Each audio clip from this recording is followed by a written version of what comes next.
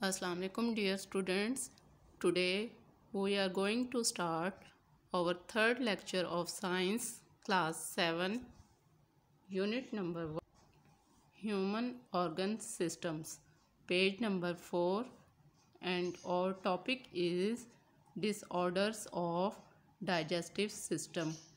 आज का हमारा टॉपिक क्या है? Disorders of digestive system. कल के लेक्चर में हमने क्या पढ़ा था प्रीवियस लेक्चर में कि डाइजेस्टिव सिस्टम का प्रोसेस होता क्या है या डाइजेस्टिव सिस्टम में कौन कौन से पार्ट्स इन्वॉल्व हैं और उनका फंक्शन क्या होता है।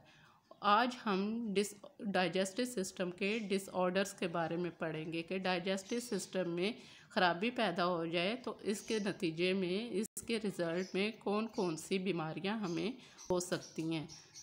वैसे तो आम बहुत सी बीमारियां हैं, लेकिन हम इस यूनिट में सिर्फ 2 को डिस्कस करेंगे और वो कौन सी हैं? Diarrhoea and constipation. Disorders of digestive system. Some common digestive system disorders are diarrhoea यानी इसहाल, हार्टबर्न दिल का जलना, मैदे और सीने की जलन, कॉन्स्टिपेशन कब्ज़, अल्सर ज़ख्म मैदा, गैस ट्रबल गैस की परेशानी वगैरह शामिल हैं। Here we shall discuss diarrhoea and constipation. लेकिन यहाँ हम सिर्फ 2 को डिस्कस करेंगे और वो 2 कौन से हैं? Diarrhoea and constipation. Diarrhoea is passing semi liquid feces. It may be caused by an infection, eating contaminated food, a reaction to some medicine, or just anxiety or excitement. Diarrhoea क्या है? Diarrhoea जो है वो जब इंसान normal faeces के बजाय semi liquid हालत में फीसिस अपनी बॉडी से एक्सक्रीट आउट करता है तो इस कंडीशन को कहते हैं डायरिया। सेमी लिक्विड मीन्स कि ना तो वो अपनी पूरी तरह सॉलिड फॉर्म में हो और ना ही वो पूरी तरह लिक्विड फॉर्म में हो, तो इस कंडीशन को कहते हैं सेमी लिक्विड। अब डायरिया की उन्होंने जो है वो कॉजेज़ बताई हैं कि किन किन वजूहात से इंसान को डायरिया हो सकता है। तो फर्स्ट कॉज क्या है? इन्फेक्शन। इंसान की बॉडी में इसके डाइजेस्टिव सिस्टम में किसी तरह का इन्फेक्शन हो गया हो, ज़ख़म हो गया हो, या किसी वायरस या बैक्टीरिया ने या किसी जर्म्स ने अटैक कर दिया हो, या इसने कहीं बाहर से आलूदा खाना खा लिया हो, या गंदे हाथों से खाना खाया हो, या फिर किसी दवाई का रिएक्शन हो गया हो, किसी मेडिसिन का रिएक्शन हो गया हो, या फिर जब बहुत ज़्यादा परेशान हो या बहुत ज़्यादा पुरजोश हो, तो इन सब रीज़न्स की वजह से इंसान को डायरिया हो सकता है। नेक्स्ट डायरिया की सिम्टम्स हैं। सिम्टम्स यानी अलामात। हमें कैसे पता चलेगा कि हमें डायरिया हो गया है? Some of the most common symptoms of diarrhoea are abdominal pain. कि कुछ जो अलामात हैं जो बहुत आम हैं डायरिया की, वो कौन सी हैं? एब्डोमिनल पेन, पेट का दर्द, क्रैम्पिंग पेट के मसल्स का आपस में इकट्ठा हो जाना, ब्लोटिंग पेट में स्वेलिंग का हो जाना, नोज़िया दिल का घबराना, वॉमिटिंग की फीलिंग होना, लूज़ मोशन, फीवर बुखार और बॉडी स्टूल फीसिस के साथ खून का आना। इन सारी अलामात में से अगर कोई भी अलामात आपको ज़ाहिर हो तो इट मीन्स कि you are suffering from diarrhoea. Diarrhoea can be fatal in case of severe dehydration. Dehydration का मतलब है कि बॉडी में पानी की कमी का हो जाना। सीवियर यानी बहुत ज़्यादा। डायरिया चूँकि हमारी बॉडी से सेमी लिक्विड फीसिस का पास आउट करना डायरिया कहलाता है। इसके रिज़ल्ट में इंसान की बॉडी में पानी की बहुत ज़्यादा कमी हो जाती है, और अगर बहुत ज़्यादा यानी ख़तरनाक हद तक पानी की कमी हो जाए तो ये जानलेवा साबित भी हो सकता है। यानी डायरिया जो है, अगर हमारी बॉडी में पानी की कमी हो जाए तो ये मौलिक साबित होता है और इससे हमारी जान भी जा सकती है। Therefore, drink plenty of liquid, otherwise dehydration may take place. तो जब डायरिया हो जाए तो इंसान को बहुत ज़्यादा पानी पीना चाहिए ताकि इसकी बॉडी में पानी की कमी ना हो। ठीक है। Doctors prescribed antibiotics to treat diarrhoea, कि डॉक्टर्स जो हैं वो क्या रिकमेंड करते हैं, एंटीबायोटिक्स रिकमेंड करते हैं। और एंटीबायोटिक्स क्या होती हैं, जरासीम कश दवाई होती है। इंसान की बॉडी में अगर किसी जर्म्स की वजह से डायरिया कॉज हुआ है तो एंटीबायोटिक इस जर्म को किल करती है, इसके असरात को आहिस्ता आहिस्ता ख़त्म कर देती है। अब नेक्स्ट उन्होंने कुछ प्रिवेंशन बताई हैं कि हम डायरिया से किस किस तरह बच सकते हैं। We can prevent diarrhea by following the tips given below।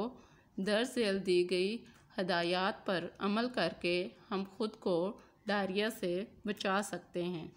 Always wash your hands with soap after using the toilet, यानी टॉयलेट यूज़ करने के बाद आप साबुन से हमेशा अच्छी तरह हाथ धोएं। Wash all fruits and vegetables before cooking और ईटिंग। अब खाने से पहले या उसको पकाने से पहले फल और सब्जियों को अच्छी तरह धो लें। Don't eat uncooked meat and eggs, और कभी भी कच्चा गोश्त और अंडे ना खाएं। उसके बाद उन्होंने एक टिप दी हुई है डायरिया के बारे में। Lemonade contains sugar and salt, both sugar and salt help to absorb water in the body, कि यानी जब हमें डायरिया हो जाता है तो उसमें क्या करना चाहिए।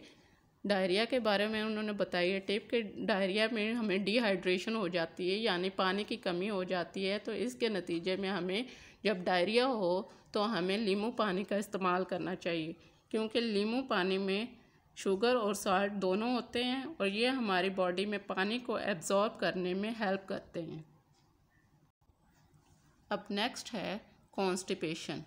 कॉन्स्टिपेशन इज़ अ पेनफुल और difficult passing of faeces. Constipation क्या है, कब्ज़ है।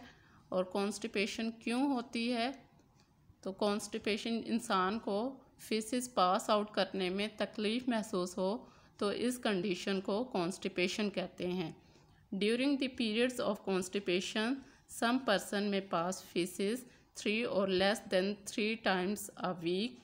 It is a common digestive disorder in Pakistan. आम हालात में इंसान डेली बेसिस में अपनी बॉडी से फीसिस एक्सक्रीट आउट करता है, लेकिन जब किसी को कॉन्स्टिपेशन हो तो इस दौरान इंसान की बॉडी से एक वीक में 3 या इससे भी कम टाइम में फीसिस एक्सक्रीट होते हैं। पाकिस्तान में ये बहुत आम मसला है। बहुत से लोग इस बीमारी से गुज़रते हैं या मुब्तला होते हैं। अब हम कॉन्स्टिपेशन की कॉजेज़ पढ़ने जा रहे हैं कि किन किन वजूहात की बिना से कॉन्स्टिपेशन हो सकती है। Constipation is caused by taking food low in fibre, lack of physical activity, not drinking enough water, delay in going to the washroom. ठीक है। अब क्या होता है कि इसके कॉजेज़ क्या हैं कि कॉन्स्टिपेशन हमें क्यों होती है, कि जब हम कॉन्स्टिपेशन तब होती है जब हम फाइबर वाली ग़िज़ाएँ ना लें, जिस्मानी हरकत भी बहुत कम कर दें और पानी का इस्तेमाल भी कम कर दें और वॉशरूम जाने में देर करें, तो इन सब वजूहात की वजह से कॉन्स्टिपेशन हो सकती है। अब नेक्स्ट कुछ प्रिवेंशन है कि हम खुद को कॉन्स्टिपेशन से कैसे बचा सकते हैं।